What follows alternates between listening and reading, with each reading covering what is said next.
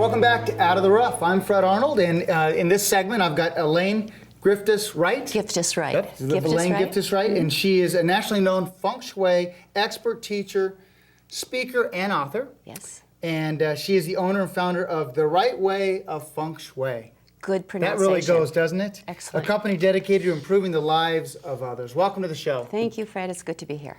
Briefly, what is Feng Shui? Well, Feng Shui is based on science. It has nothing to do with religion, and I really want to press that because I get that question an awful lot. It has nothing to do with religion. It means wind and water. Feng Shui means wind and water.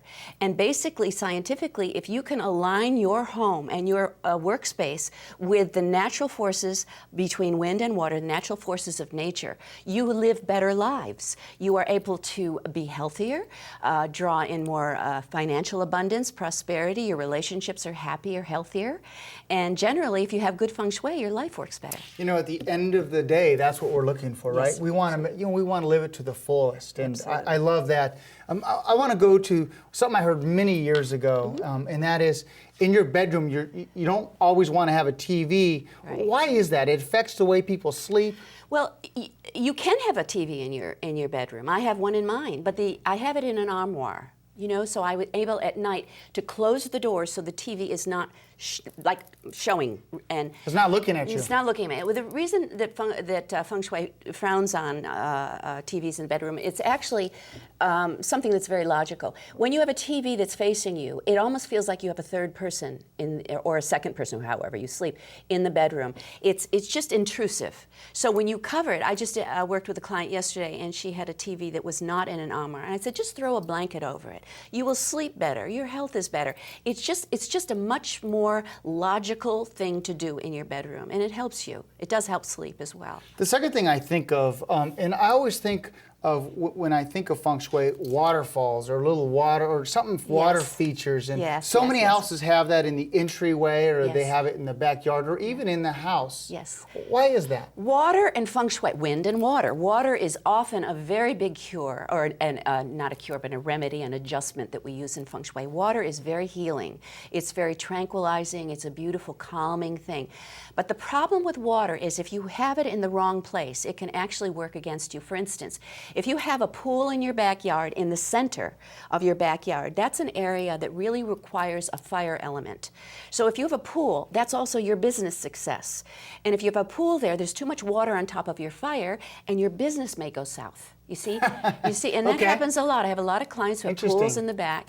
Water in the center of the house is not particularly great because that's the health of the house. And in fact, I want to show you a little bit about what I do, what a floor plan looks like, and how I diagnose a home.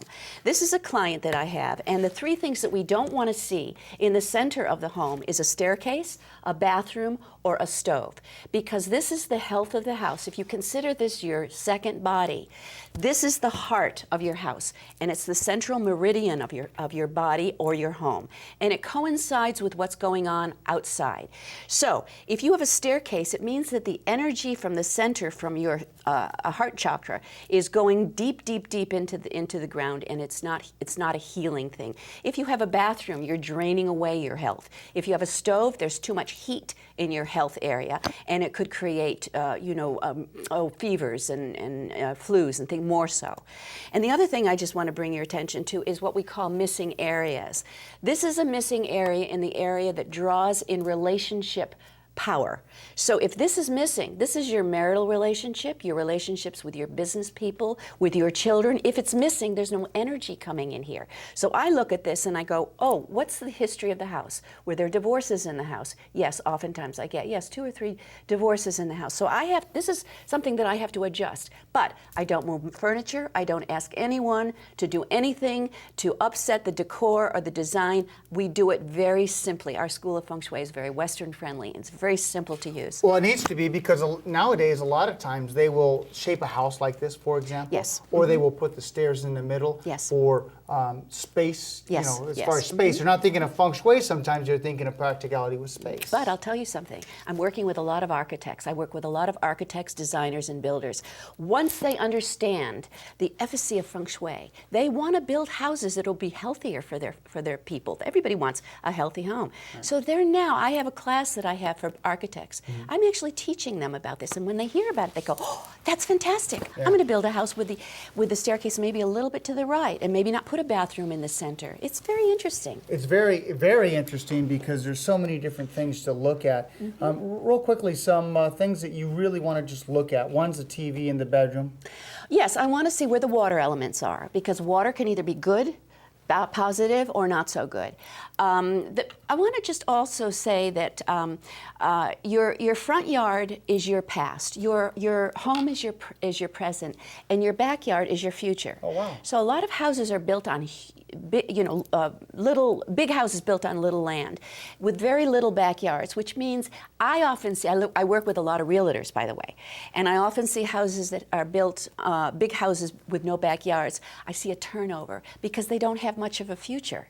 So because of a small backyard, they're not expansive and they're not moving forward. So I see a lot of people moving out of those houses. So they're looking for bigger backyards. Yes, absolutely. The more backyard you have, the bigger your prosperity is and the happier future you have. But I can work with that also. I enlarge that, not by actual enlarging the space, but I do certain things feng shui-wise. So visual, very good, very good. Those that want to reach you to get your expert consultation on feng shui. Well, I would love to work with people, especially up here in Santa Clarita. This is where I live, and I love people up here. And you can reach me by telephone. I'm 661-799-0607, or my email is egwright with a W at way, W-A-Y, the number 2, and then feng shui, spelled FENGSHUI.com. Elaine Giftos Wright, and Elaine Giftos Wright is nationally known feng shui author. Thank you for coming in.